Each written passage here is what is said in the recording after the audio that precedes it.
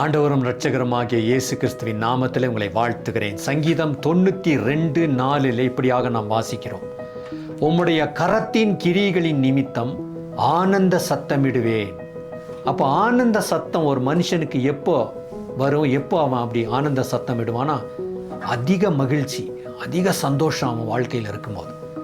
அப்போது சங்கீதக்காரன் என்ன சொல்கிறான்னு பார்த்தீங்கன்னா, உம்முடைய கரத்தின் கிரியைகள் என் வாழ்க்கையில் நான் பார்த்துட்டு நான் சந்தோஷப்பட்டு நான் கத்தி கூச்சல் போட்டேன், நான் ஆனந்த சத்தமிட்டேன் அப்படின்றான். நம்முடைய வாழ்க்கையில் கூட தேவ கிரியைகளை நாம் அனுபவிக்கும் போது நமக்கு எவ்வளோ பெரிய சந்தோஷமாக இருக்கும். அந்த கிரியைகளை கர்த்தர் உங்களுடைய வாழ்க்கையில் அதி விரைவில் செய்ய போகிறார். அப்போ நீங்கள் ஆனந்த சத்தத்தோடு கர்த்தரை மகிமைப்படுத்துங்க. கர்த்தர் அதை கேட்டு இன்னும் அதிகமாக உங்களை ஆசீர்வதித்து உயர்த்துவார். ஜெபிக்கலாம். பரிசுத்தமுள்ள நல்ல பிதாவே, நாங்கள் ஆனந்த சத்தத்தோடு உம்மை துதிக்கிறோம்.